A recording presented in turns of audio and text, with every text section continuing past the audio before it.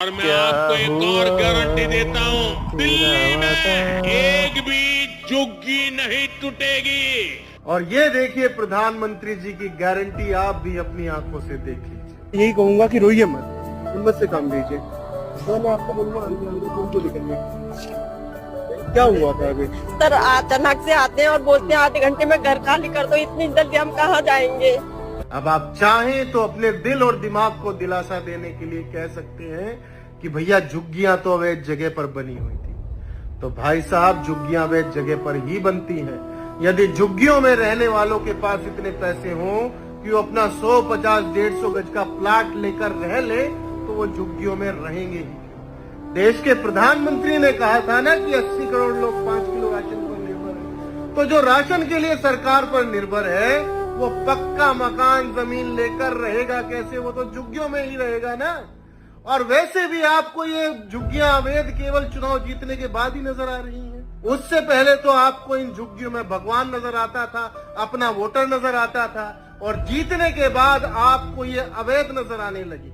अच्छा होता यदि आप बोलते चुनाव से पहले कि भैया हम झुग्गियां तोड़ेंगे, क्योंकि झुग्गियां तोड़कर ही हम विकास करेंगे और अब हमें वोट दीजिए, और तब दिल्ली की जनता आपको वोट देकर जिताती, तब हम मानते।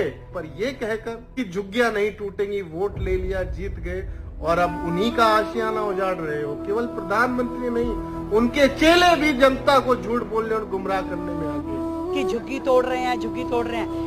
एक भी झुग्गी बस्ती, एक भी झुग्गी कॉलोनी दिल्ली की नहीं टूटने वाली। ठीक कहा रेखा गुप्ता जी, झुग्गियां नहीं टूट रही।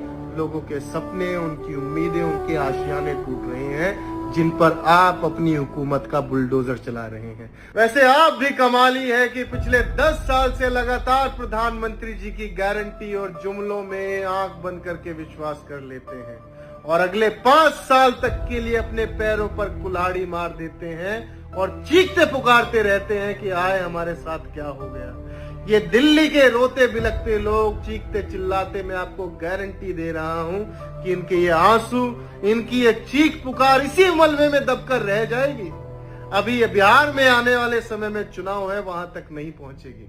वहां पहुंचेंगे प्रधानमंत्री के जुमले, उनकी झूठी गारंटियां, और फिर से वहां की जनता अगले 5 साल के लिए अपने पैरों पर कुल्हाड़ी मारेगी और कहेगी कि हाय हमारे साथ क्या हो।